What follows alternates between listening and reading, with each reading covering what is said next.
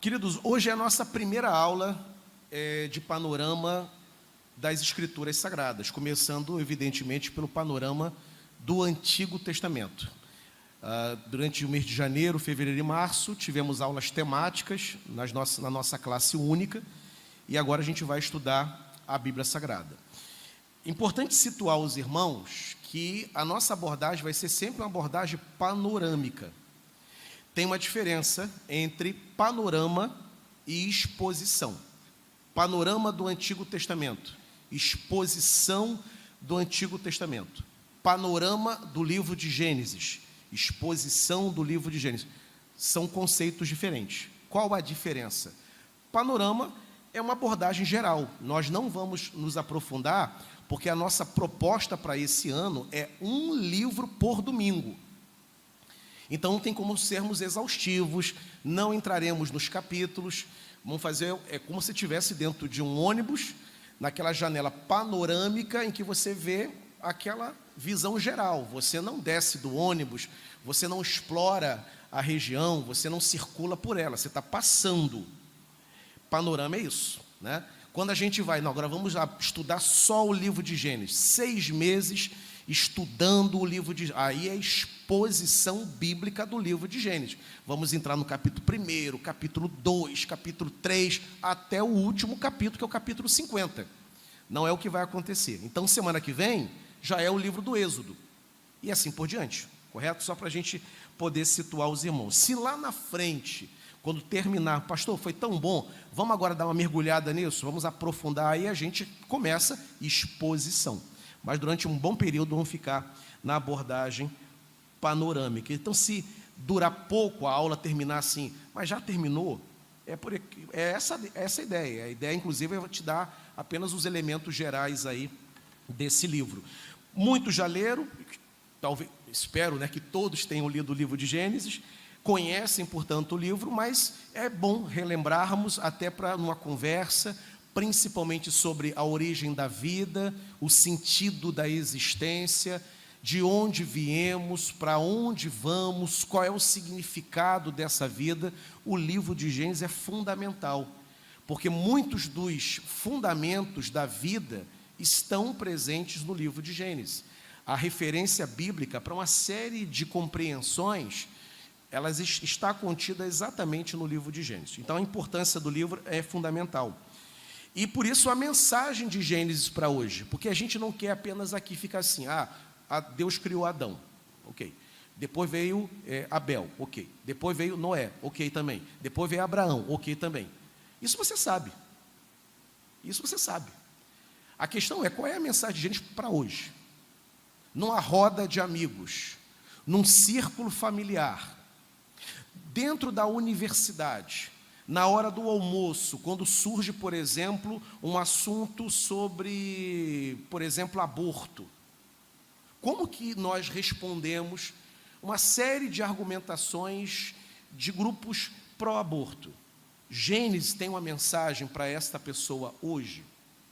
Quando a gente pensa, por exemplo, em família, inclusive nos tempos contemporâneos, onde a gente tem vários modelos de família, inclusive famílias monoparentais, ou até famílias monoafetivas, homoafetivas.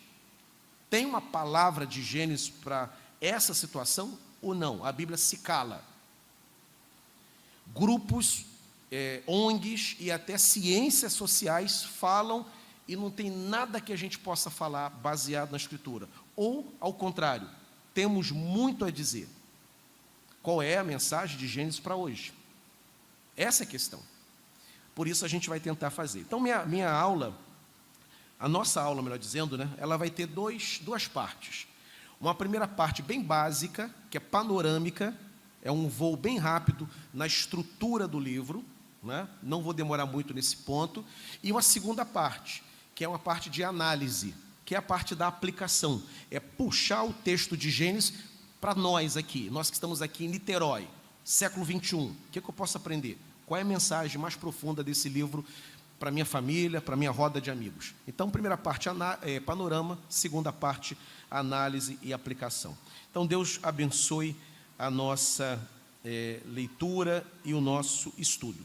Vou ler apenas alguns versos, só para situar o capítulo 1. Você pode me acompanhar nessa leitura, se você não quiser acompanhar, só para você ficar atento. E diz assim o livro do Gênesis: no princípio criou Deus os céus e a terra, porém, estava sem forma e vazia, havia trevas sobre a face do abismo, e o Espírito de Deus pairava sobre a face das águas. Disse Deus: haja luz, e houve luz, e viu Deus que a luz era boa, e fez separação entre a luz e as trevas. Chamou Deus a luz dia, e as trevas noite. Houve tarde e manhã, o primeiro dia. E assim vai, ponto de partida da criação, livro de Gênesis, mostrando que no início era tudo sem forma e vazio, e Deus então, pela sua vontade, sua intenção, começa o processo da criação. E culmina essa criação no homem que é criado ao sexto dia, a coroa da criação, e a gente vai ver por que a Bíblia coloca o homem nessa condição tão honrada de ser a coroa da criação, né? Bem, pensando no livro de maneira geral, como que a gente pode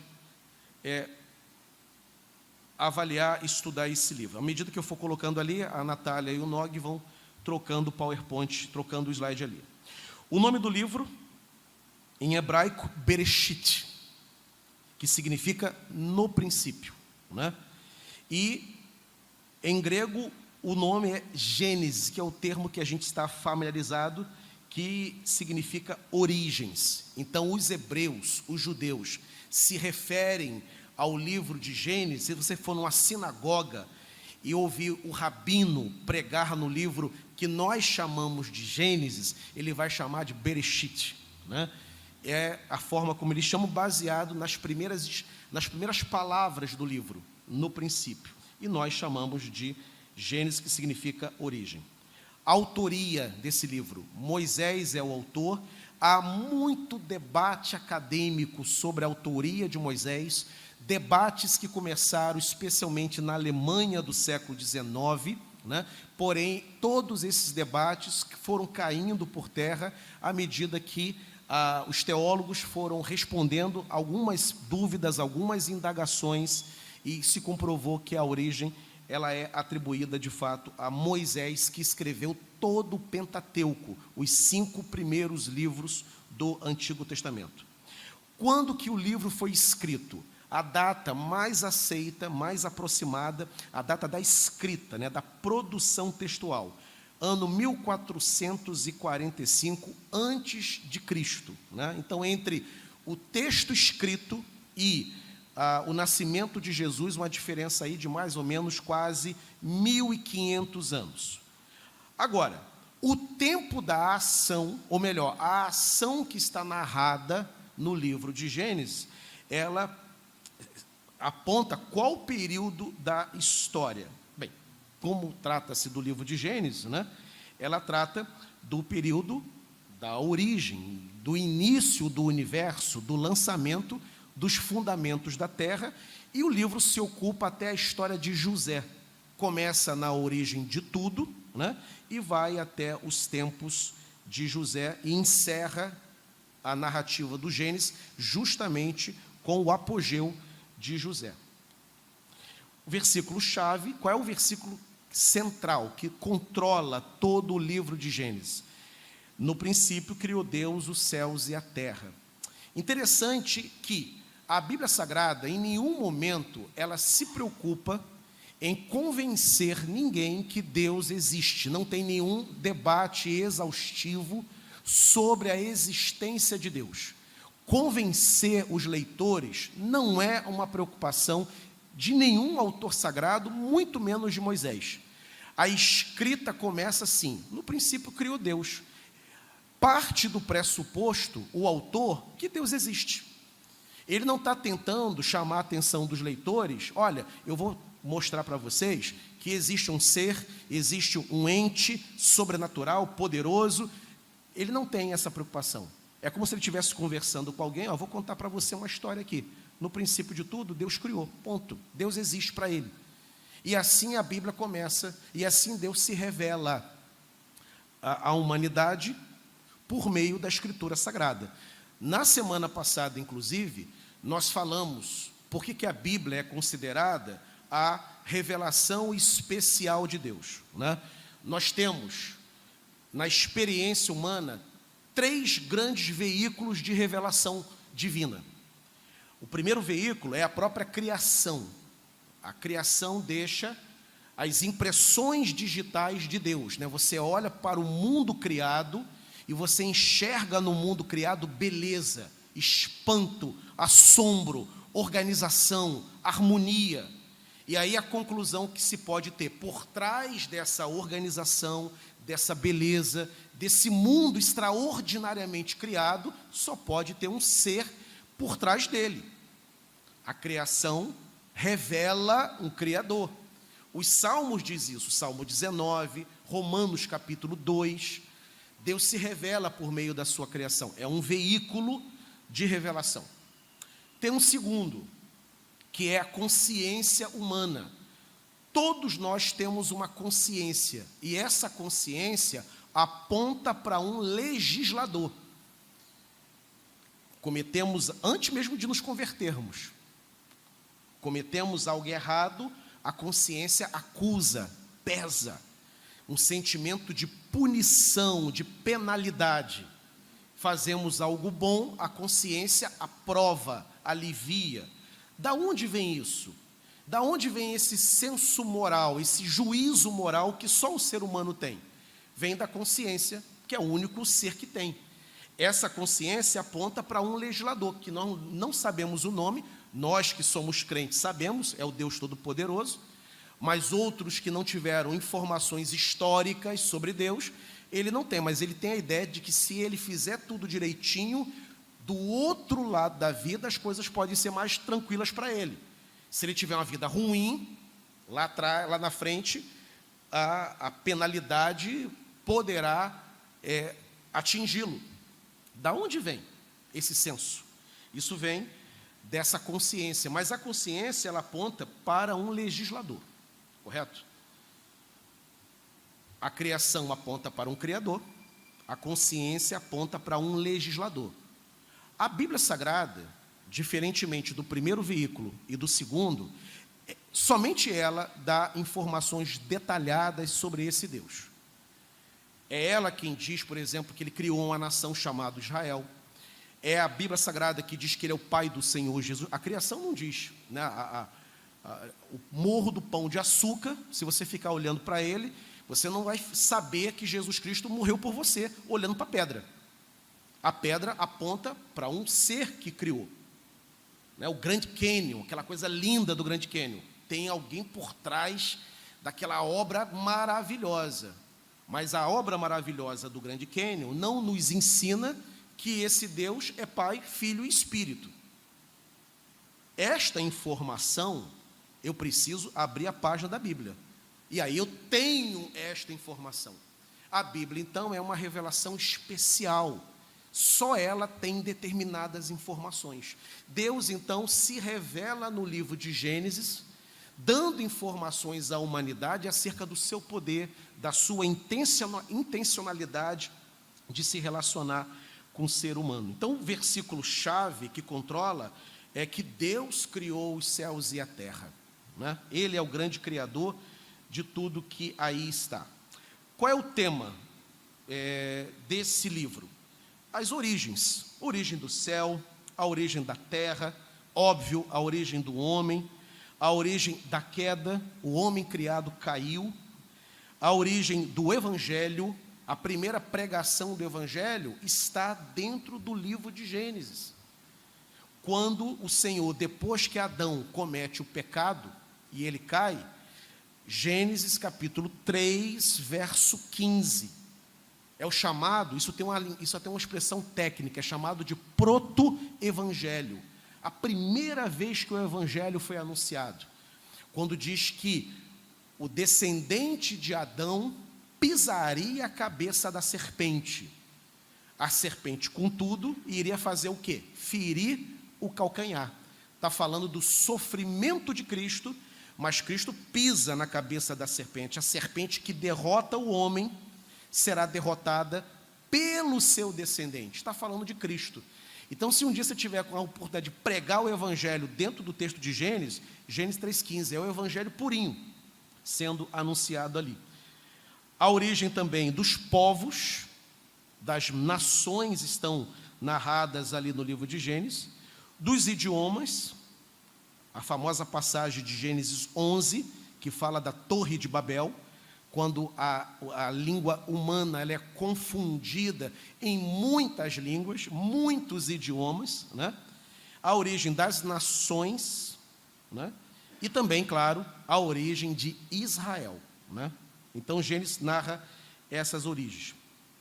O conteúdo do livro de Gênesis é uma exposição da origem e do desenvolvimento da criação, tendo Deus no centro de todos os eventos. Detalhe, abrindo parênteses aqui importante, o centro do livro de Gênesis não é o homem, não é os personagens que aparecem ali, no caso Adão, Abel, lá na frente Abraão, Isaac.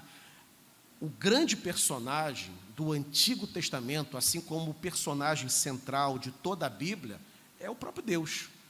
Gênesis é Deus fazendo a sua obra por meio desses homens e dessas mulheres, como Sara, como Rebeca, como Raquel, que aparecem na narrativa. Então, a Bíblia sempre tem o centro de sua atenção em Deus. Mudando ali o slide. Até o capítulo 11, seguindo nessa visão panorâmica do livro, até o capítulo 11 do livro de Gênesis, os temas são universais: criação, queda, né? Dilúvio, Torre de Babel, Deus confundindo ali o idioma único e dando à humanidade o que a gente chama de polissemia, né?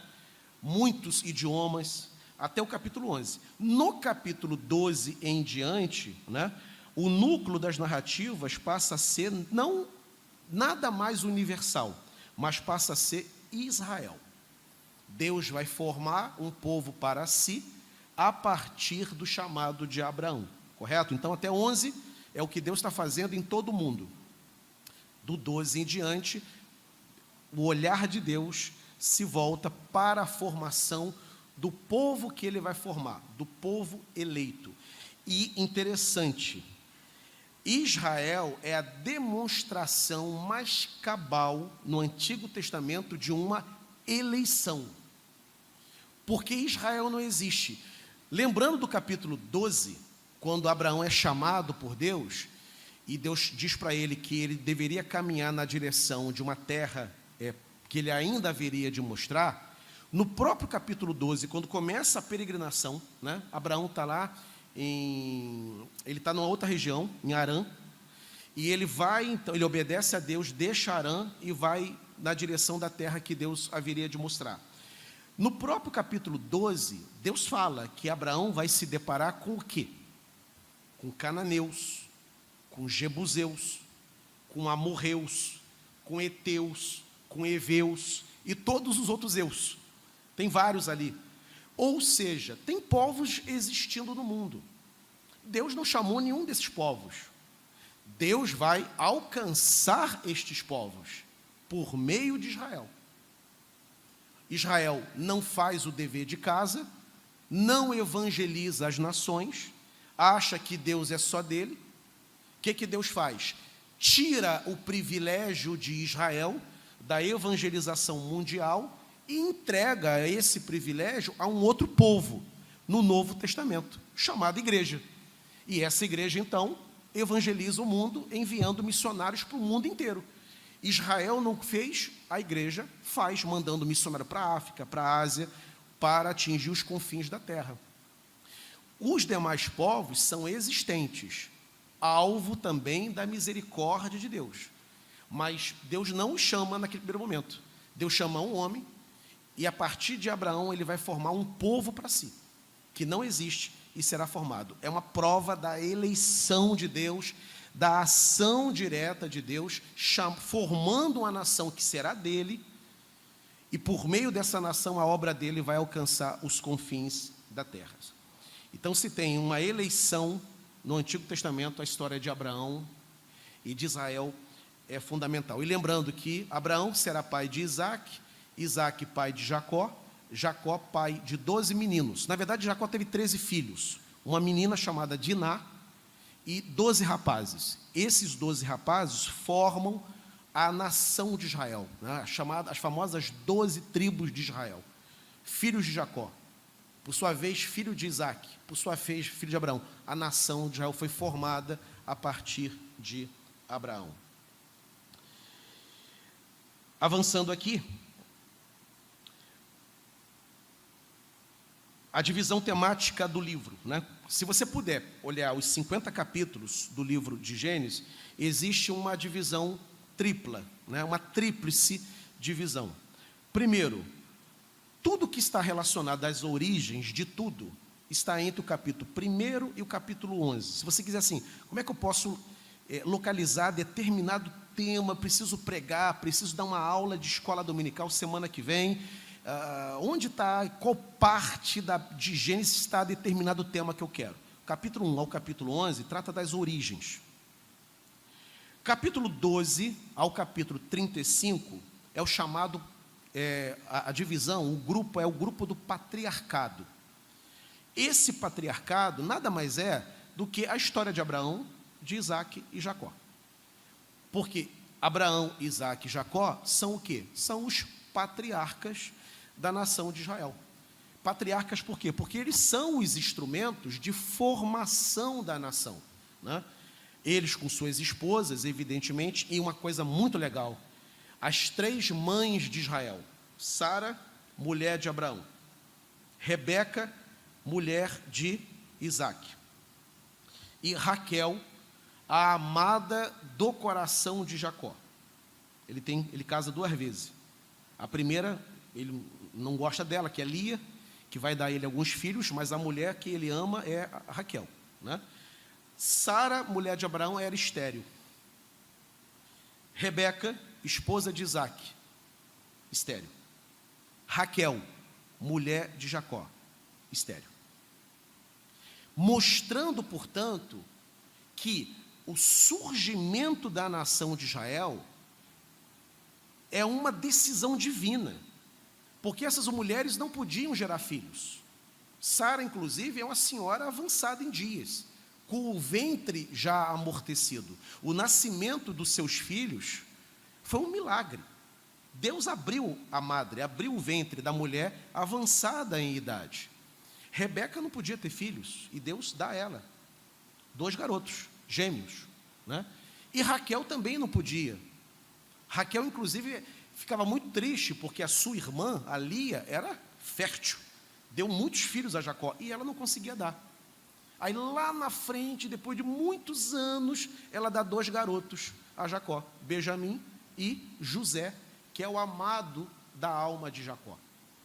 As matriarcas da nação, as 3, tinham o ventre amortecido, deixando, portanto, para a história da humanidade que o surgimento da nação de Israel era um milagre. Foi um milagre extraordinário da parte de Deus, ele formar uma nação a partir de mulheres que não podiam ter filho. Se existe eleição, predestinação no Antigo Testamento, eis um texto aí que é evidente essa ação divina na história humana, fazendo uma nação surgir por meio de quem não podia. Então, o capítulo 12 ao capítulo 35 é esse patriarcado, correto? E, por fim, do capítulo 36 ao capítulo 50, essa parte lida com a providência divina. É a história de José. Como que Deus ali controla a história humana, né? Porque José é esse exemplo de que Deus tem o controle absoluto da história nas suas mãos. Para ter uma ideia, se José não fosse vendido pelos seus irmãos para os ismaelitas, que o levam para o Egito, nós não estaremos aqui hoje. Se José não fosse vendido pelos ismaelitas para o Egito, vendido pelos seus irmãos para os ismaelitas, nós não estaríamos aqui hoje. Porque a venda de José para os ismaelitas fez com que José chegasse lá na casa de Potifar. O que acontece na casa de Potifar? A mulher de Potifar coloca os olhos em José.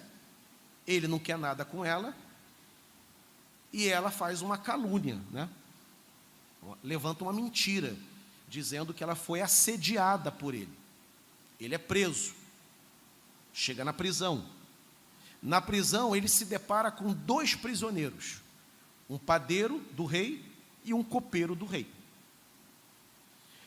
No diálogo, na convivência, José descobre que ambos tiveram sonhos perturbadores.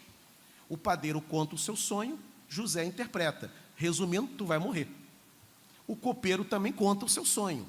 José, que tinha o dom de revelar, né, ouve e conta.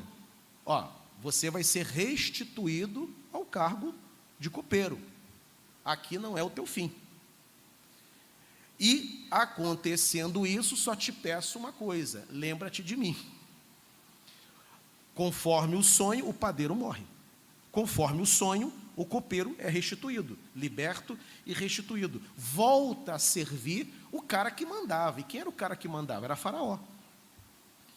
E aí, depois de um certo tempo, e esse tempo é importante, o copeiro chega para Faraó, que está diante de um sonho que ele não conseguia entender, interpretar, e chama todo tipo de conselheiro, de bruxo, de feiticeiro, ninguém entendia. Aí o copeiro, vendo aquele alvoroço no palácio, diz: epa, hoje eu me dou conta da minha falta. Tem um cara que eu conheci, que eu acredito que deve estar lá, se ele não morreu, ele deve estar lá, e ele é capaz de interpretar isso aí. Chamam José à presença de Faraó. Faraó lhe conta o sonho das 7 vacas magras, 7 vacas gordas, 7 espigas magras, 7 espigas gordas. E aí, ele, isso aí são 7 anos de miséria, de tormento, aliás, 7 anos de prosperidade, e depois vai vir 7 anos de crise mundial. Armazena pelo menos 1/5 de toda a produção, de todo o cereal, porque vai vir um tempo complicado, e só o Egito vai ter como alimentar o seu povo, e talvez alimente até outros povos. O faraó fica impressionado. José é alçado à condição ali de governador, de conselheiro, etc. E tal, né? Por que isso foi importante? Aí você diz: pastor, mas o senhor começou falando isso tudo aí porque tem a ver com a gente. Qual é a relação com a gente? Essa história a gente sabe, mas o que tem a ver com a gente isso aí? Tem a ver o seguinte: quando a fome atinge o mundo todo, as nações, todas debaixo da miséria, da pobreza, tudo ruim, tudo quebrado, a economia toda destroçada, sabem que só o Egito tem trigo armazenado, principalmente trigo, que era a base da cultura alimentar da época. Vão até o Egito para buscar. Um dos grupos que se dirige ao Egito é a família de José. Jacó vai com seus irmãos, né, com seus filhos, melhor dizendo, para poder ter acesso. E aí tem aquele encontro, aquela coisa toda. A família é identificada por José, é trazida para o seio do palácio. José cuida deles. E um dos irmãos de José chamava-se Judá. Judá é o tronco genealógico do Senhor Jesus Cristo. Jesus é descendente de Judá. Ele é o quê? Leão da tribo de Judá. Ele descende. Se aquela fome tivesse dizimado a família de Jacó, Judá teria morrido. E sem Judá, lá na frente, séculos e séculos depois, Jesus não teria nascido. A linha genealógica do Messias seria interrompida por causa daquela tragédia mundial. Então, tudo aquilo que acontece, né, na vida de José, tem a gente, quando prega sobre José, a gente fala sobre o sofrimento e a exaltação dele, né, a recuperação. Mas a história de José e a grande mensagem de sua vida não termina aí. A grande mensagem de José é providência divina. Por meio de José, Deus salva a sua família, salva seu irmão Judá, e a genealogia do Messias estava preservada dentro da história da humanidade. Então, 36 a 50, providência. Se pudéssemos ter um esboço do livro, de todo o livro, né, dos 50 capítulos, como ficaria essa organização? Primeiro capítulo e segundo capítulo, criação do mundo. Capítulo 3, narra o quê? Narra a queda, né, a queda do homem. 3 a 5, o núcleo se desenvolve, narrativo, se desenvolve em torno de Adão, Caim e Abel. Capítulo 6, o centro da discussão ali é a corrupção do gênero humano. Nesse capítulo 6 é onde aparece a polêmica expressão que Deus se arrependeu de fazer o homem, de criar o homem. E Deus pode, porventura, se arrepender? Porque Deus é perfeito, só se arrepende quem erra, né? Somos convencidos que erramos, e aí nos arrependemos. Como é que fica essa expressão que Deus se arrependeu? Ali, na verdade, eu vou dar uma palavrinha aqui estranha, né? Mas seminaristas aí estão familiarizados com esse termo, né? Chama-se antropopatismo. O que é o antropopatismo? Atribuir a Deus sentimentos humanos. Na falta de uma palavra, na falta de uma expressão para demonstrar que Deus se entristeceu, que Deus se aborreceu, que Deus olhou assim com má vontade para a humanidade, por causa do pecado, que o negócio estava ruim naquela época do capítulo 6, né? Desculpa aqui a expressão, o bicho já estava pegando ali naquela época, estava tudo desalinhado. Deus olha, se aborrece com a sua criação, na falta de um termo, ele se arrependeu. Mas, na verdade, ele se aborreceu, né? Ele se entristeceu. É um antropopatismo, correto? Capítulo 7 e 8, a narrativa é do dilúvio, que é a punição a essa corrupção que aparece no capítulo 6. O homem se corrompe, tome punição em cima do homem, né? Mas Deus é misericordioso. A punição não é para sempre. O braço do Senhor não nos pune para sempre. Somos repreendidos, às vezes a gente apanha. Todo crente que é verdadeiramente crente, de vez em quando ele toma uma surra de Deus, porque dá mole, né? Então Deus vai lá e repreende, amassa. Os pentecostais falam que joga o crente na moenda, e na moenda ele é esmagado, né? Mas Deus não fica assim o tempo todo. Ele não, a sua ira dura só uma manhã, uma noite, né? A misericórdia do Senhor se renova pela manhã. Aí o que acontece? Ele então levanta Noé para poder pregar a palavra. Acontece a coisa do dilúvio, né? Constrói a arca da aliança, preserva espécies, preserva a sua família para ter um recomeço da humanidade. Na Bíblia Sagrada, sempre há um recomeço após as nossas tragédias, após as nossas quedas. Isso está no capítulo 9 ao capítulo 10.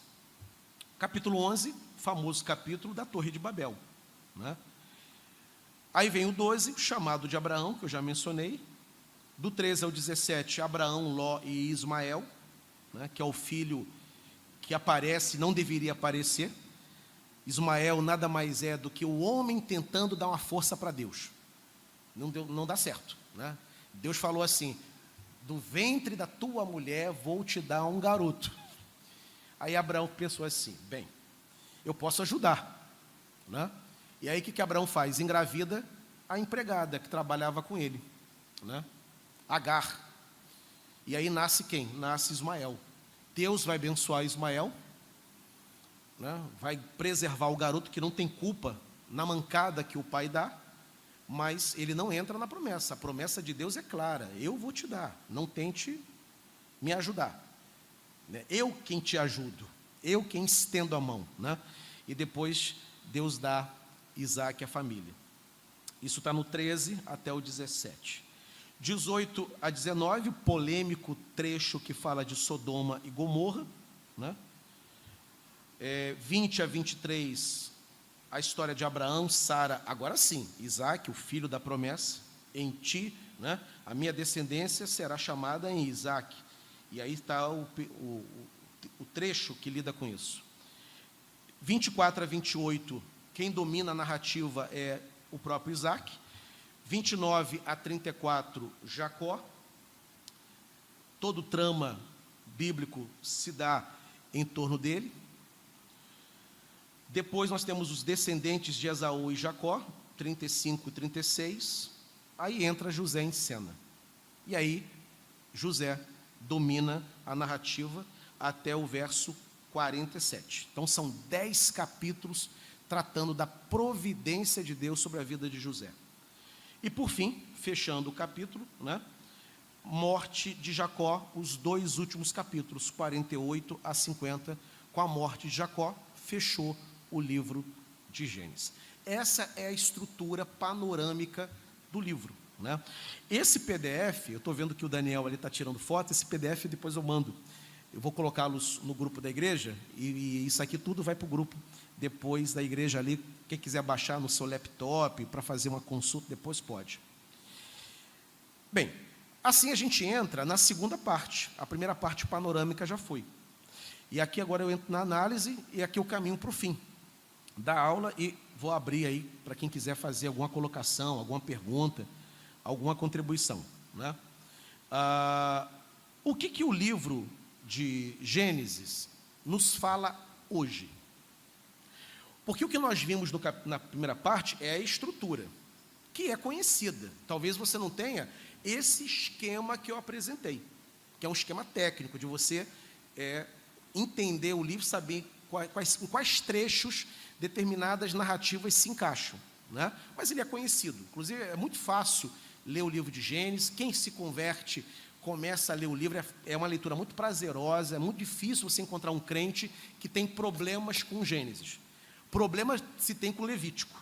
Números, então, você tem que estar com a fome de ler Bíblia para você encarar números. É difícil, é complicado, né?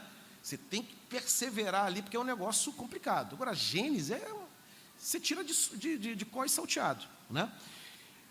A estrutura é fácil. Mas qual é a mensagem para hoje? Qual é a relevância? Porque o livro não foi escrito só para dar conhecimento. O livro é um chamado a um posicionamento, a uma resposta.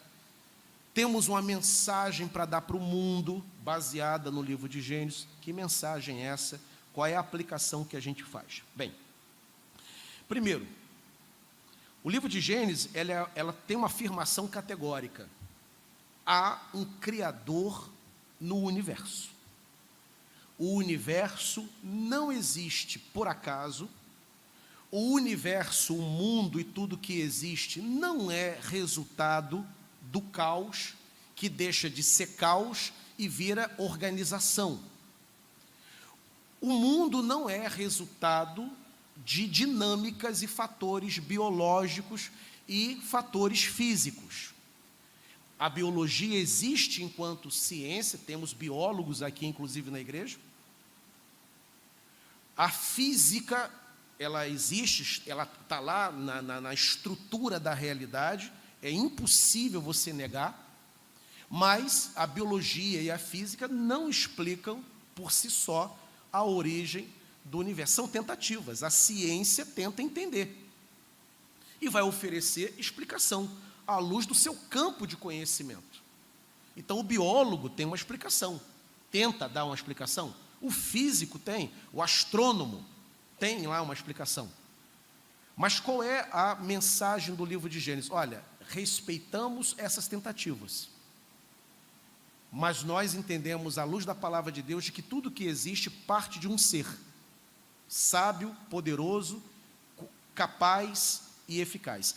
E, aliás, essa realidade, você tem duas grandes tentativas de explicá-la.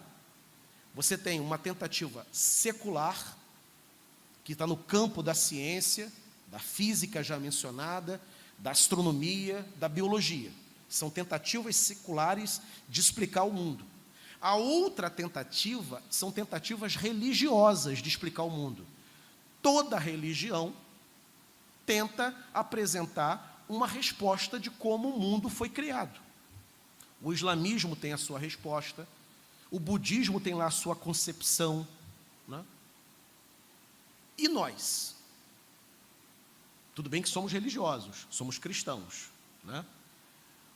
Mas nós não acreditamos numa cartilha religiosa que algum guru nos ensinou e seguimos cegamente. Nós temos a palavra de Deus, a Bíblia. Então, o livro do Gênesis, o livro oferece uma resposta ao mundo. Como que o mundo foi criado? Qual é a origem de tudo isso que existe? O livro do Gênesis responde a um Criador que iniciou isso tudo que existe. Como eu coloquei aí, Gênesis é a resposta da origem de toda a existência. Porém, não há uma tentativa de ser exaustiva, né? Detalhada sobre a forma e o tempo.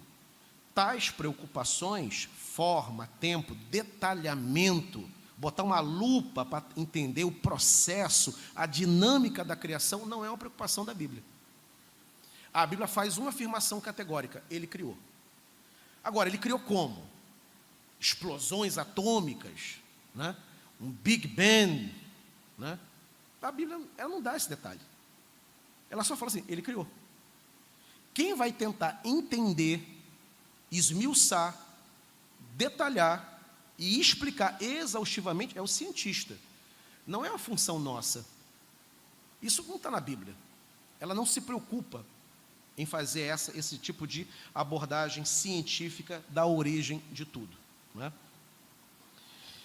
E também, além de um Deus criador, Gênesis responde e oferece também oferece uma resposta de que esse Deus que criou é também um Deus organizado. Ele colocou a terra em determinado lugar, Ele colocou os lagos, os mares, os oceanos em determinados lugares.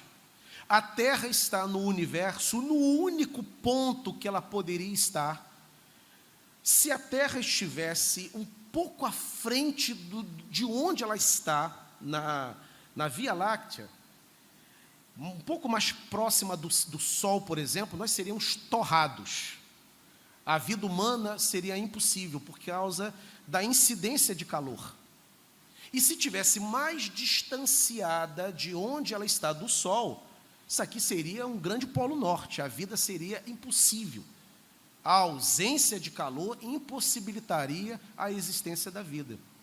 Então, Gênesis mostra que, e é o trecho que a gente não leu, porque não considerei necessário, o capítulo 1 todo, mostra Deus distribuindo, Ele criando e distribuindo, terra em certo lugar, mar em outro, e coloca os fundamentos do céu, né? E coloca os corpos celestes, né? Explica qual é a função dos corpos celestes. Um vai iluminar a noite, que é a lua, outro ilumina o dia, que é o sol, né? Ele cria as estações do ano. Nós estamos agora naquela que eu considero a melhor estação do ano, que é o outono. É o friozinho sem chuva, né? É o tempo bom de você marcar um café com Aurinho lá em Teresópolis, né? É o melhor lugar para você estar, né? Ou seja, é a estação do céu azul, e aí eu lembro do nosso querido Zerinho, quando ele partiu, a Claudinha mandou um áudio, né, comentando aquela semana difícil que ela estava enfrentando, primeira semana sem ele, e ele faleceu no outono. Ela disse: poxa, Daura, era a nossa estação predileta, a estação do céu azul e da troca das folhas nas árvores. A gente ia para... Eles tinham uma casinha, um apartamento em Nova Friburgo. A gente subia a Serra de Friburgo, contemplando aquele céu azul e a troca das folhas, né? Nunca mais esqueci dessas palavras da Cláudia, né? Deus organizou tudo, né? Tem a estação mais quente, o verão, e ela é necessária. A estação mais fria, que é o inverno, né? A estação das flores, que é a primavera, né? E aí você não vai para Teresópolis, estação das flores, você vai para Gramado. Eu já fui para Gramado na primavera, e é uma coisa maravilhosa. A nossa irmã Luciane Ele esteve lá, né, em Gramado recentemente. Enfim, tudo organizado, no seu devido lugar, né? Ele não só criou, mas a sua criação é bem feita. Porque você pode ser um criador e não ser caprichoso. Você pode ser um pedreiro, por exemplo, que do nada edifica uma casa torta. E a criação de Deus, ela é bem feita, ela é organizada. Não só do nada passou a existir, como é harmonioso, é belo. E, inclusive, algumas bênçãos da criação, você tem até dificuldade de entender para que existe. Ela só existe para demonstrar a beleza de Deus. Por exemplo, o mundo poderia ser todo cinza, ele poderia ser todo funcional, como funciona, mas ele poderia ser cinza, todo cinza. Por que as cores existem? Qual é a função? Né? No reino animal, as cores têm, de acordo com os biólogos, uma razão, né? Principalmente das presas poderem se camuflar, se esconder do predador. Mas e a beleza da flora? Eu, quando era garoto, até os meus 8 anos de idade, eu morei no Alcântara, em frente ao colégio Alfredo Bacher. E uma das coisas que eu gostava de fazer quando era menino era ir na vizinhança para poder pedir mudas de planta, né, e fazer o jardim da minha casa. Né? Então eu pegava beijo, monsenhor, margarida. Tinha uma senhora que morava na rua do colégio Alfredo Bacher, já falecida, ela tinha cabecinha branca, eu tinha 8 anos de idade, já tinha cabecinha de branca chamada Dona Nina. Ela tinha margarida amarela, a margarida branca, né? E eu pegava mudas e levava para casa, e o jardim ficou lindo. Eu que cuidava, eu e minha irmã cuidávamos desse jardim. Né? Por que existe essa diversidade de cores? Poderia ter planta para dar de alimento aos animais herbívoros, mas não precisava ser bonito, bastava existir e ser funcional, ter nutriente para abastecer os animais que consomem as plantas, ponto. Mas por que tem essa diversidade de cores? Por que é bonito? Por que você sobe uma região de montanha, por exemplo, ou a região de praia, aquilo te encanta, porque é belo? Porque o mar reflete o sol e aquele azul te impressiona? Por que há esse encanto na criação? Isso tem a ver com a beleza de Deus, com o capricho de Deus, com o desejo de Deus de alegrar os homens. É Ele fazendo o melhor. Porque Ele é um grande artista, né? Ele é um grande maestro. Mas não precisava ser assim. Bastava ser funcional, nos atender. Mas as cores é uma demonstração do cuidado, do detalhe, do carinho de Deus em nos dar não só um mundo adequado, funcional, mas bom, aconchegante, para que a gente possa viver. Um cientista não consegue explicar isso. Ele vai dizer, não, a natureza determinou. Mas como assim? Que inteligência é essa por trás? É autônoma? Como? Por que é do jeito que é? A gente poderia apenas respirar, crescer, acasalar, mas nós não precisávamos nos apaixonar, nós não precisávamos nos emocionar. Por que essas expressões existem na nossa humanidade? Um biólogo vai dizer, fatores naturais determinaram, a necessidade determinou a causa, foi o gatilho. É muito mais fácil, eu acho, que a gente olhar para a Escritura e reconhecer que tem alguém muito inteligente por trás, conduzindo isso. Essa é a mensagem do livro de Gênesis, né?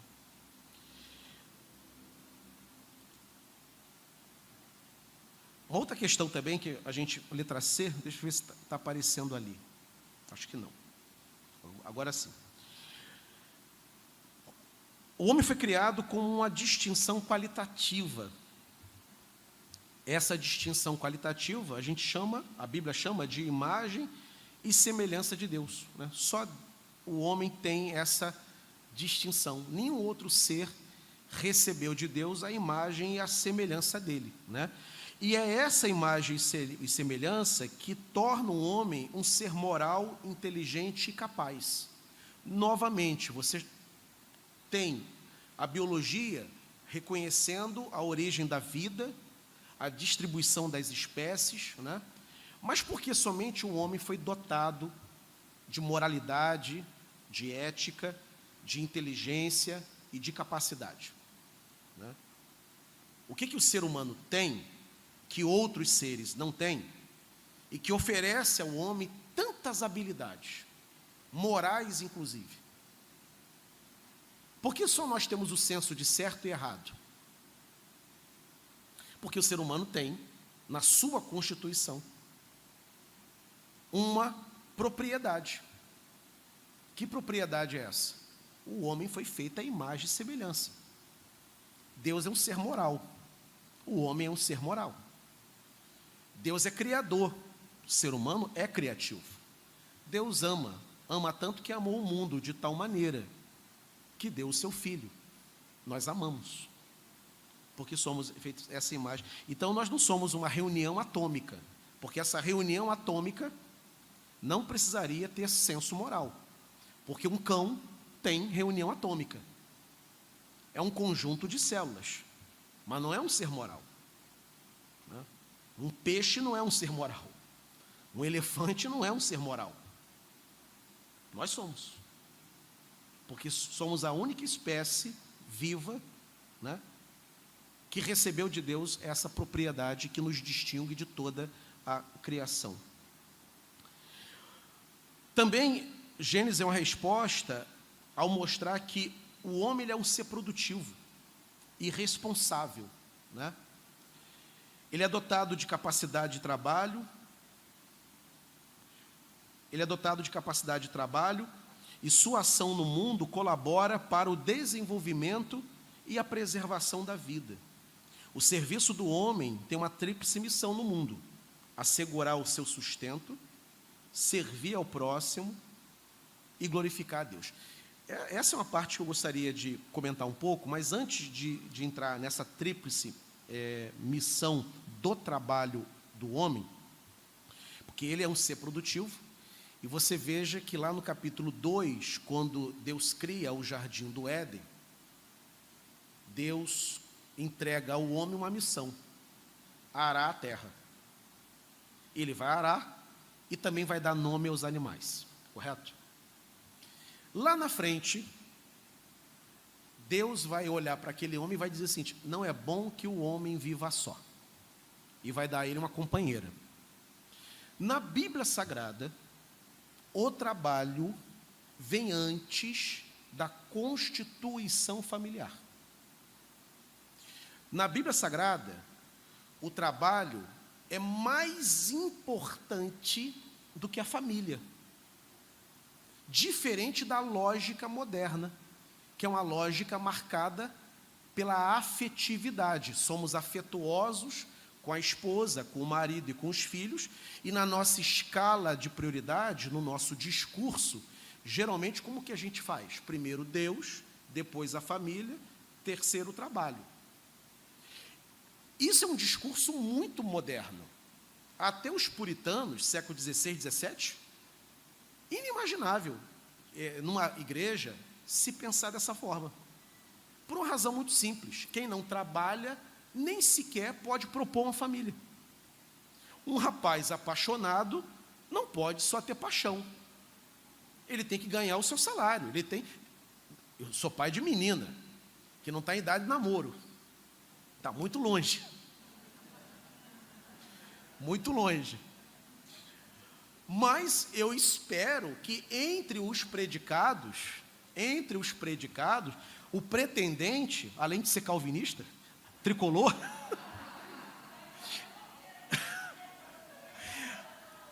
além de calvinista e tricolor, que seja trabalhador, que goste, né, nem sei se essa linguagem é mais usada, que goste do trampo, né? a oferta aumenta, né? A oferta aumenta. A qualidade cai também. Quanto maior a oferta, menor a qualidade. Ou seja, né? Tem que trabalhar. Imagina um camarada chega lá, né? Na casa de Gazinho. O cara é lá, meu sogrão. Daqui a pouco Sofia vai estar grande, né? Daqui a pouco Sofia está lá na casa da Fran. Então, Amanda, né, Aurinho? Chega lá com aquela armão. Faz o quê, filho? Não, eu tô aí. Tô aí. Qualquer coisa. Não arruma um emprego para mim, não, lá no colégio? Essa coisa, e aqui eu falo sério, esse discurso, essa escala de prioridade, ela é moderna. Ela veio com o advento da valorização, né, do relacionamento afetuoso, do relacionamento amoroso e de uma valorização do lugar dos filhos nessa relação. Tanto é um exagero isso, que por mais que os pastores preguem que a centralidade da relação é marido e mulher, mas a força afetiva, a carga afetiva dos pais em relação aos filhos é tão grande que, na prática, os filhos terminam ocupando o centro. Às vezes o casamento acaba, tem disputa para ver quem fica com as crianças, né? Tudo termina girando em torno dos filhos. E a Bíblia diz que a centralidade é a relação marido e mulher, mas o coração não deixa, né? Por causa dessa explosão afetuosa. Mas isso é estranho. Na Bíblia Sagrada, é óbvio que os filhos precisam e devem ser amados, né? E tem o seu lugar. A Bíblia fala do amor de Isaac para com Esaú, de Rebeca para com Jacó, de Jacó para com José, né? Esse amor entre pais e filhos é contemplado, ele é um tema da Escritura, claro. Mas estamos falando aqui de uma sequência na criação. O trabalho vem antes. E, novamente, porque com o trabalho você consegue, inclusive, propor família, você consegue formar uma família, né? Então, resgatar essa dimensão, essa valorização, e aí no século XVIII, você vai ter um sociólogo chamado Max Weber, que escreveu um clássico da literatura da sociologia, que é A Ética Protestante e o Espírito Capitalista. Qual é a tese do Max Weber? A ética protestante do trabalho, porque o protestantismo valoriza o trabalho, né? É ético trabalhar, é correto trabalhar, e eu glorifico a Deus enquanto eu trabalho. E aí eu entro nessa tríplice missão aqui, né? É ético trabalhar. Então, esse trabalho produz riqueza, produz prosperidade. Se não produz riqueza, produz pelo menos estabilidade. Nem todo mundo fica rico. Trabalha tanto quanto o outro, mas tem uma série de fatores que leva um a enriquecer e o outro não, mas ele vai se estabilizar. Porque o trabalho estabiliza. A renda organiza a tua vida. Você organiza a tua vida, as tuas contas, em torno dos teus ganhos. E ele disse, isso é ético, né? Isso glorifica a Deus. E por que glorifica a Deus? Porque quando eu trabalho, eu estou, primeiro, assegurando, é o que está aí no slide, meu próprio sustento. Eu não dependo de ninguém. Eu ganho o meu pão de cada dia. Eu moro na casa em que eu posso construir, que eu comprei ou que eu aluguei. Você é dono do seu dia a dia, com a bênção de Deus. Então, você assegura seu sustento. O trabalho também, você serve ao próximo. Os puritanos ensinavam isso. O seu trabalho é uma forma de servir ao próximo. Como? Quando um padeiro, por exemplo, abre o seu comércio, levanta as portas do comércio, e ele coloca ali pão para você comer de manhã cedo, o trabalho dele está te abençoando, porque sem o padeiro não teria pão na tua mesa. A atividade comercial coloca na tua mesa aquele produto. E, por sua vez, esse padeiro depende lá na ponta do cara que planta trigo. O plantador de trigo, o agricultor, o seu esforço, a sua dedicação tenha tem o caminhoneiro que encosta o seu caminhão, colhe o trigo, vai ganhar o seu dinheiro, vai chegar para o comerciante, que vai ganhar o seu dinheiro. O agricultor já ganhou, porque ele plantou e vendeu, garantiu o seu sustento, e serviu ao próximo, serviu ao caminhoneiro, que vai ganhar o seu sustento, e vai servir ao próximo, vai servir ao comerciante. O comerciante recebe esse trigo, contrata um padeiro, um homem com habilidade para transformar trigo em pão. Esse cara será remunerado, e o trabalho desse padeiro, ele te abençoa, porque o pão que veio lá do campo chegou na tua mesa. Então os puritanos vão dizer assim: todo trabalho é uma forma de servir. Eu estou vestindo uma camisa que eu não fabriquei. Se não existissem profissionais dedicados a esse campo da atividade, estaria todo mundo aqui peladão aqui. Estamos aqui debaixo, né, de uma igreja onde gente habilidosa construiu. Teve campanha na igreja para levantar dinheiro? Teve, mas teve profissionais com habilidade para construir. Você mora dentro de uma casa, a ampla maioria aqui não construiu a própria casa. Um profissional construiu. O trabalho dele assegura a sobrevivência dele e te entrega um produto, te abençoa. Você todos os dias, daqui a pouco inclusive, a gente vai voltar para casa e nós vamos almoçar uma comida que nós não produzimos, que nós não vamos comer, uma salada que nós não plantamos, talvez um bife que o pecuarista produziu lá com o seu gado, né? A gente não cria nenhum gado, a gente não mata um gado, a gente compra aquele filé. Tá difícil comer filé, né? O ovo de cada dia, o omelete com cebolinha de cada dia, está mais perto da realidade, né? O cara da granja, você não cria galinha, o cara da granja, a galinha dá um ovo, o trabalho dele faz com que o ovo chegue na tua casa.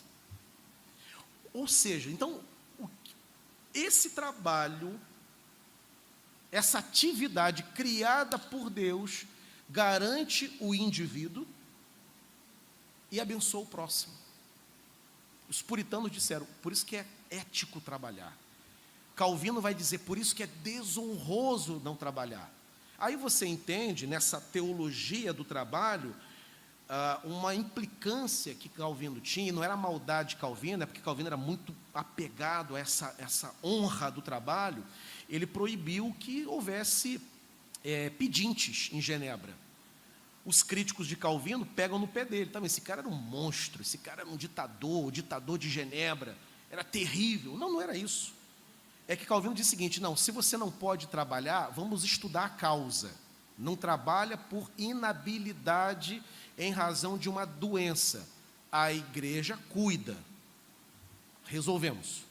Agora, se você é forte, saudável e útil e não quer trabalhar, isso é pecado. As portas de Genebra estão abertas para você ir embora daqui. Ele botava para fora, mas botava para fora quem? Quem não queria trabalhar, não quem não podia trabalhar.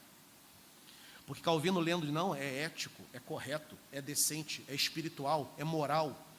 E você faz alguma coisa para o próximo. Teu carro enguiça, você leva no mecânico que tem conhecimento.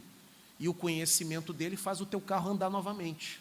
O trabalho dele, você o remunerou e ele te abençoou com o conhecimento dele. Um professor distribui conhecimento aos seus alunos, ganha o teu salário e abençoa com conhecimento, serve ao próximo, correto? E por fim, nisso Deus é glorificado. A gente olha a criação funcionando, todas as atividades em pleno funcionamento, a gente percebe, cara, que coisa harmoniosa, que lógica, que coisa boa, né? Deus é glorificado, porque é Ele que comanda isso. Tanto é que há vocações diferentes. Imagine se todo mundo fosse ser mecânico, todo mundo fosse ser arquiteto, todo mundo fosse ser agricultor. As muitíssimas vocações profissionais atendem necessidades humanas. E a humanidade toda ela é protegida, desenvolvida e servida por meio do trabalho. Gênesis dá essa mensagem ao mundo. Vou tentar correr, porque na semana passada ficou um pouco prejudicado o debate, né? Já estava a hora bem avançada. Eu quero seguir à risca esse modelo de um livro por domingo. Eu não quero deixar para o domingo seguinte. O homem é um ser social, e ele é um ser social. Ele é um ser social, porque ele tem necessidade de relacionamento, e ele tem necessidade de relacionamento porque ele foi criado por um Deus relacional. Deus trino, Deus comunitário, Pai, Filho e Espírito. Deus é uma comunidade. E essa comunidade, né, Deus trino, quando cria o homem à sua imagem, sua semelhança, esse homem tem sede de sociabilidade. Não é normal você querer andar sozinho. Que não tem nada a ver com timidez, nada a ver com gostar de silêncio, nada a ver com personalidade discreta. Você pode ser tímido, discreto, mas gostar de pessoas, estar perto. Talvez você não goste de se expor em público, mas você gosta de estar no meio de gente, né? Por que a gente gosta? Por que o cara isolado é um cara estranho? Porque não é normal. Normal é gostarmos da convivência, né? Porque Deus gosta de convivência. O pai convive com o filho convive com o espírito. É uma convivência eterna ali, né? O homem é um ser familiar, porque é o óbvio, né? Deus constituiu a família, e família na Bíblia Sagrada, conforme as Escrituras, é a família constituída no seu núcleo de pai, mãe e filhos, né? E aqui a gente toca em sensibilidades, porque nesse mundo moderno você tem outros modelos de família, né? E até modelos monoparentais que existem em função de dinâmicas da vida, de sofrimentos da vida, de falências conjugais, e que precisam ser acolhidas e alvo do carinho da igreja, mas não é o modelo bíblico. A gente tem que deixar isso bem claro. Tem os modelos também homoafetivos, né, que casais homossexuais adotam criança, que é uma discussão contemporânea, e que, evidentemente, ao se deparar, a gente respeita, porque a Constituição permite, mas respeitamos, porém nos posicionamos e dizendo, não, entendemos, há na sociedade, mas não é esse o modelo inspirado por Deus, não é esse o ideal de família. Família na Bíblia Sagrada é um homem, uma mulher e os seus filhos. Filhos que sejam biológicos ou filhos do coração, filhos adotivos. Família na Bíblia Sagrada é isso, né? A sociedade redesenha modelos familiares e tenta normalizá-los. Novamente, respeitamos, sentamos na mesa para dialogar, mas entendemos que modelo é o que está no livro de Gênesis. Por que nós não acolhemos, por exemplo, admitamos que um casal homoafetivo compre um apartamento, venha morar aqui pertinho da igreja, vê a igreja aberta às 18 horas, vem no culto, ama a pregação, ama a igreja, ama o louvor, volta no segundo domingo, no terceiro, no quarto, no quinto, começa a congregar. Essa família será apresentada, pastor, eu quero ficar aqui. Essa família será recebida no primeiro domingo de outubro, como eu faço, né? Está lá João e o seu companheiro Marcelo e tal. Ele vai ser recebido, irmão está aqui, né? Vai ter classe, vai ter sessão dos oficiais para aprovar a recepção deles, né? E eu vou mandar para a Assembleia vai dizer se aceita ou não aceita, e claro que a igreja vai aceitar, e no primeiro domingo de outubro eu vou... Não vai acontecer isso. Não serão membros da igreja. Por quê? Porque a igreja é clara, porque a Bíblia é clara. Serão acolhidos e muito bem recebidos, serão cumprimentados por todos nós, vão circular pela igreja, vão circular, vão almoçar quando vão almoçar, vão assistir ou vão ouvir os sermões, vai ter relacionamento com o pastor, vai ter relacionamento, mas vai ser membro? Não. Um deles toca teclado maravilhosamente, um dia eles vão tocar teclado na igreja? Não vão tocar, a menos que rompa com a relação. Por quê? Porque a Bíblia é clara. Não é uma relação reconhecida por Deus. Não é uma relação abençoada por Deus. Não é uma relação constituída por Deus. Essa é a mensagem do livro de Gênesis. Por que nós entendemos que o aborto é pecado? Né? Não só crime contra a vida, mas um pecado. Por causa do livro de Gênesis. Porque na Bíblia Sagrada, a vida, ela é sagrada. O ponto de partida é o Senhor, que constituiu aquela vida. Então, não admitimos que haja interrupção. Por exemplo, quem acompanha o noticiário deve ter visto, né, que aquele famoso ator que foi um galã na década de 60, Alain Delon, ator francês, milionário, atualmente morando na Suíça, está combinando com seu filho de fazer uma eutanásia, né? Aliás, não é nem eutanásia, tem um outro nome, é o suicídio assistido. Repete para mim.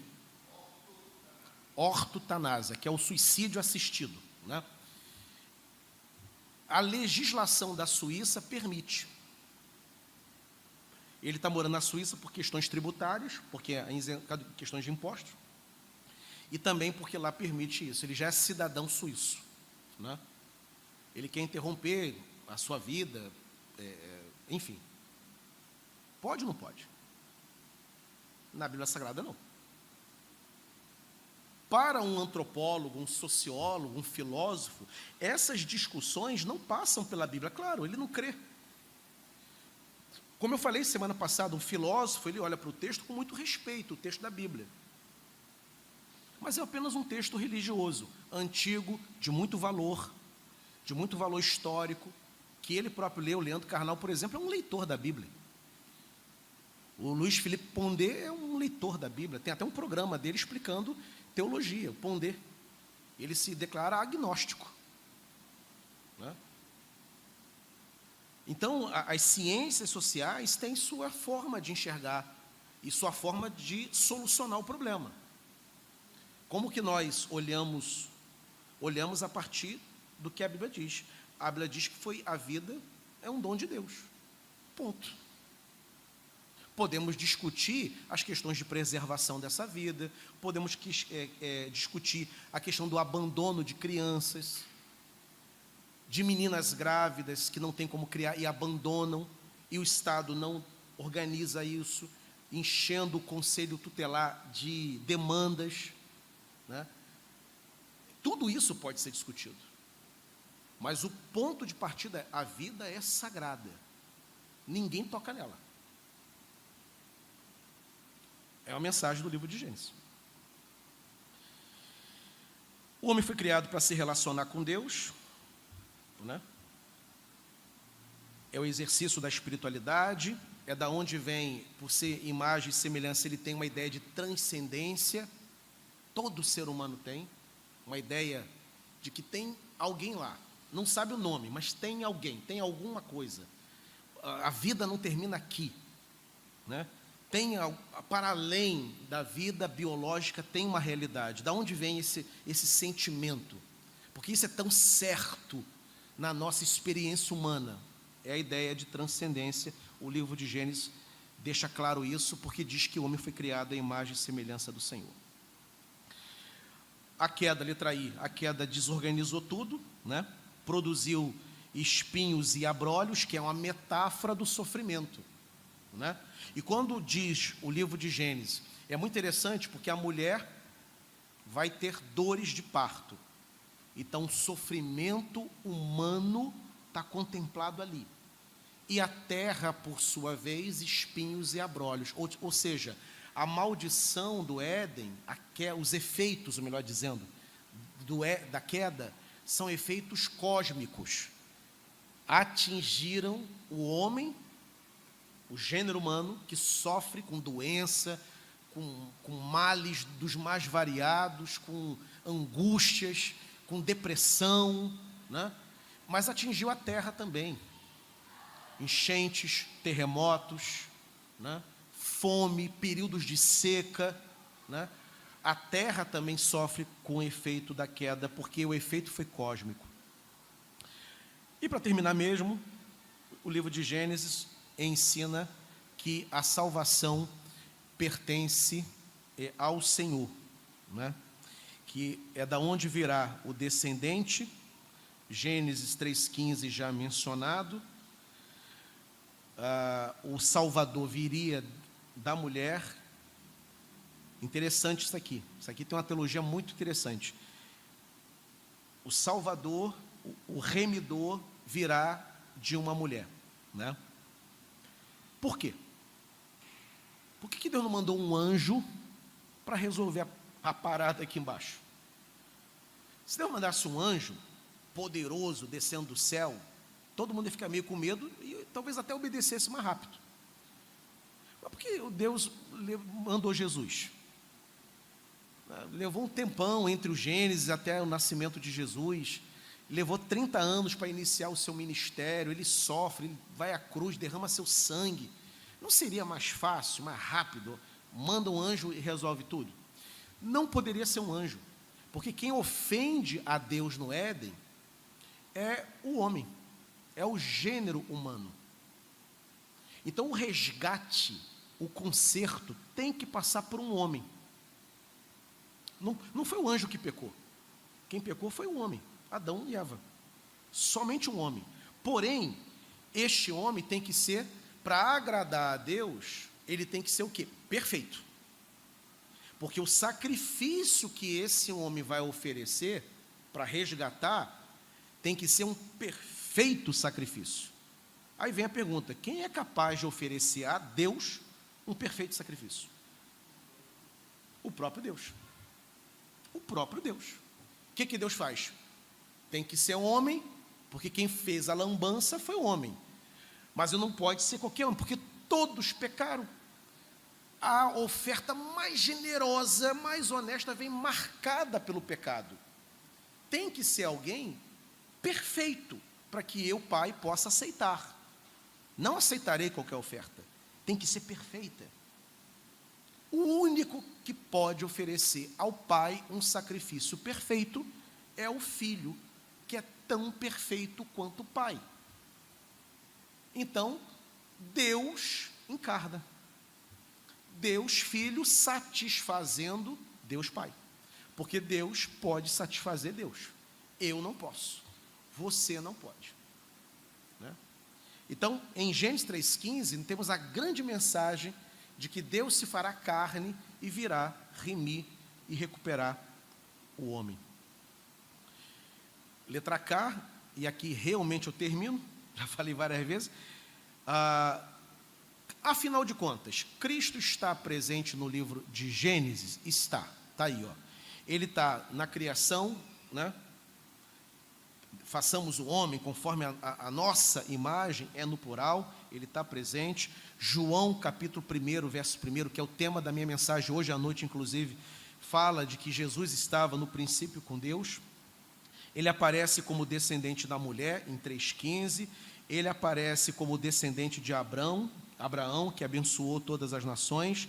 Ele está tipificado em Abel, que é alvo do ódio do seu irmão. Ele está tipificado em Melquisedeque. Ele está tipificado em Isaque, que é o sacrifício inocente. Isaque não era culpado daqui e dali, né? E ele foi levado para ser sacrificado e não foi, a gente conhece a história. Está tipificado também em José, que era santo no sentido de piedoso, né? Foi traído, foi acusado injustamente, assim como Cristo, sofreu como Cristo sofreu, entretanto foi paciente como Cristo foi, era alguém inocente, as acusações contra José não eram verdadeiras, assim como as acusações contra Jesus não foram, perdoou os seus irmãos, né? Essa questão de perdoar os irmãos, né, José foi ofendido, né? Trabalhar esse texto aqui nessa semana foi muito importante para mim, né? Porque às vezes a gente é alvo de uma abordagem que você não considera justo, né? E você quer às vezes retaliar. E a Bíblia nos ensina a perdoar, a caminhar a segunda milha, a amar, né? A nunca a pagar com a mesma moeda. A Bíblia te ensina sempre a perdoar porque a única proposta do cristão é perdoar. Então, essa passagem foi muito abençoadora para mim nessa semana, trazendo à memória compromissos que todos nós temos que ter como crentes que nós somos, né? E reconhecimento. Cristo foi exaltado e José reconhecido, né, por Faraó. Então, José aponta, essa coisa de tipificar, né, é um apontamento. Abel aponta para Cristo, Abraão aponta para Cristo, né? José aponta para Cristo, Melquisedeque aponta. Então, ele é um tipo no Antigo Testamento de Cristo. E assim a gente chega ao fim. Referência bibliográfica, a Bíblia que eu utilizei e a obra do Ângelo Galhardi, que é a referência teórica das nossas aulas. Você pode solicitar, pode comprar direto na Amazon, se você quiser essa obra, pode pedir também a Suzana faz a encomenda, chegando o livro você acerta com ela. Sendo até uma quantidade, fica até mais baratinho. 12:05, falei até mais do que eu queria, né? Mas não posso terminar sem abrir, pelo menos, para a oportunidade de pergunta, alguma colocação, alguma contribuição que alguém queira fazer. Aurinho, presbítero Áureo. Pastor, a aula foi maravilhosa, a gente vê que Gênesis acalma o coração, trabalha a nossa mente para tudo que nós precisamos. Eu vou então me permitir sair um pouquinho e o senhor pode, eu não sei nem se essa pergunta ajuda muito, mas é uma curiosidade que eu vejo e muitas vezes nós como crentes não sabemos colocar. Como é o livro do princípio, o livro das origens, nós vimos aqui hoje na aula que mais ou menos de 5.000 anos, né, a origem humana, Adão e Eva, um Deus todo-poderoso, criação perfeita. Nós que somos criacionistas, não evolucionistas, cremos nessa perfeição. A pergunta é, como que, ou aonde o homem pré-histórico, Neandertal, Erectus e outros nomes que nós aprendemos, que são situados na ciência, com milhões de anos lá para trás, dinossauros. Foge um pouquinho, inclusive na aula boa que o senhor falou, isso tem assunto mais a ver com a ciência. Então, não espero do senhor que uma aula tremenda sobre isso, mas apenas uma colocação ainda que simples. Sim. Porque muitas vezes somos arguídos sobre isso. Onde que ficaria, depois dessa criação, Adão e Eva? Imaginamos um casal perfeito, bonito, saudável, e aí a gente voltar lá atrás, onde que ficaria isso? Essa pergunta é interessante, Aurinho. Quando a Bíblia fala, por exemplo, da criação em 6 dias, né? Você tem algumas formas de você olhar para isso, né? Uma delas é que são 6 dias literais, o que é um tanto problemático, né? E a outra forma é que são, na verdade, eras incontáveis de anos. Então, quando fala da criação de um dia e depois a criação do outro dia, entre esse dia e o outro, ali você tem milhões de anos abarcados ali. Essa é a proposta que, geralmente, que muitos teólogos caminham, né? E essa proposta é o que explica essas lacunas, né? É onde entra a questão dos próprios dinossauros, que é inegável. Uma vez um irmão chegou assim, pastor, os dinossauros existiram? Eu falei assim, se você for no museu, aquilo é o quê? Claro que existiram. Está lá, não tem nem como você negar. É uma invenção aquilo? Então está lá. Agora, onde que se encaixa na Bíblia? A Bíblia é silenciosa acerca disso, né? Ela fala da criação, ponto. E ela não dá detalhamento de toda... Você pode ver que até espécies mais convencionais, elas não são narradas no livro de Gênesis, capítulo 1. Cão, gato, né? Elefante, que são animais que a gente conhece, nem eles aparecem, né? Então, ela não tem essa... O autor sagrado, inspirado pelo Espírito, ele não tem essa preocupação. E aí, estudando, já que a Bíblia não se preocupa, né, em narrar isso, e a gente indo tentar buscar essa resposta, você tem as tentativas da teologia de tentar responder. Uma delas, que é bastante satisfatória, é essa, que entre um dia e o outro, você tem milhões de anos abarcados ali, e entre esses anos é onde encontra essas eras, né? A era do gelo, a outra era lá, paleozoica, e assim por diante. E aí essas configurações todas estariam enquadradas dentro desses períodos aí, ok? Eliezer. Queria até dar uma sugestão. Também já estudei bastante sobre isso, né? Que eu sou biólogo, né? Então, eu volto e outra eu pergunto a mesma coisa. É uma sugestão de leitura para o irmão. Desculpa o nome do seu irmão. Aurinho. Aurinho. É uma sugestão boa de leitura. Tem um livro da Mundo Cristão. Não sei se tem ainda para vender, mas é bem antigo. Criação e Evolução, 3 pontos de vista. Sim. Da editora Mundo Cristão. Sim. É muito interessante. Esclarece esses pontos assim diversos. Então, 3 perspectivas diferentes cristãs sobre a criação do mundo. Cita novamente o livro. Criação e Evolução. Criação e Evolução. 3 pontos de vista. 3 pontos Eu só não de lembro o vista. autor, sei que é da Mundo Cristão. 3 pontos de vista, Mundo Cristão. Vale a pena poder adquirir, tá bom? Mais alguém? Andréia, já tem ali? Aqui, Bruno, seminarista Andréia aqui.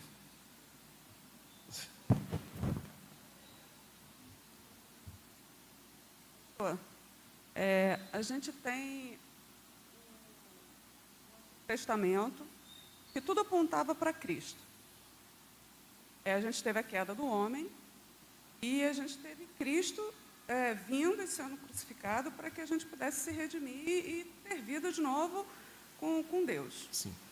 Mas ao longo de toda essa história, até Cristo vir e isso acontecer, os seres humanos pecavam e Deus estabeleceu formas de que ele pudesse pedir perdão por aquele pecado dele, que Sim. fosse com novilho lá novinho, que não tivesse Sim. manchas, que fosse perfeito e tal, e que ele pudesse se redimir dessa forma. Então, nesse período em que isso acontecia, em que Deus estabeleceu que seria dessa forma, é claro que Deus já sabia que o filho dele lá na frente ia vir, que ele ia sofrer para que a gente pudesse ser redimido dos pecados. Então, quando Deus estabeleceu tudo isso, em que as pessoas pudessem fazer dessa forma, seria para que elas pudessem se redimir daquele pecado temporário, daquele que ela cometeu, não do pecado original. E Jesus ele veio para que ele pudesse ser sacrificado para nos redimir pelo pecado original. Seria isso, esse paralelo? A pergunta, André, é a seguinte: antes de Cristo vir, né? Isso. Como ficava o perdão dos pecados temporais, né? Tem um pecado original, que a gente já nasce com ele, né? Isso, e tem um perfeito. pecado que eu cometo no meu dia a dia. Né? Então, aí o que Deus estabeleceu que fosse Sim. feito eram pelos pecados do dia a dia, era isso? Era isso. Porque o pecado... Não tinha nada a ver com o pecado original. Não, nada a ver com o pecado original, porque a solução para esse pecado, né, é a vinda de Cristo, né? Agora, naquele tempo, antes de Cristo nascer, como que a pessoa era salva? Porque hoje a gente prega Cristo, quem crê em Cristo está salvo. Mas no Antigo Testamento, como é que Cristo salvava se ele não tinha nascido ainda? A Bíblia fala da esperança messiânica. Quem morreu esperando o Messias, morreu na fé do Messias. Então esse teve o seu pecado total, né? Então ele tinha lá o seu novilho que ele entregava, que perdoava a ofensa cometida, brigou com o vizinho, né? O que ordenava o Antigo Testamento? Traga uma oferta e aquele pecado específico será perdoado, né? E assim foi todo o Antigo Testamento. Além disso, além dessa oferta, tinha também uma esperança messiânica. Não bastava apenas trazer a oferta. Senão viria uma espécie de, briguei, vou lá, pego um cordeiro, mato e sigo a minha vida, entrego para lá e Deus vai me perdoar mesmo e a vida acabou.